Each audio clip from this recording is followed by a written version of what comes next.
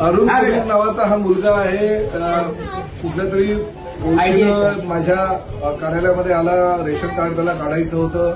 तर माननीय मुख्यमंत्री एकनाथ शिंदे साहेबांच्या खूप म्हणजे आशीर्वाद त्या मुलाला लाभलेला आहे. त्याला सर्वतोपरी सहकार्य मुख्यमंत्र्यांनी केलेलं आहे. आणि माझ्या कार्यालयामध्ये त्याची आई आणि ती आल्यानंतर आमच्या सगळ्या कार्यालयीन लोकांनी आणि प्रामुख्यानं राकेश शिंदे आणि त्यांच्या सगळ्या सहकाऱ्यांनी रेशन कार्ड तर काढून दिलं, परत त्याचं आधार कार्डही काढून दिलं. त्यामुळे त्याला खूप भविष्यामध्ये फायदा सुद्धा होणार आहे. त्याला काही पेन्शन वगैरे सुद्धा 1,500 हजाराची मिळणार आहे.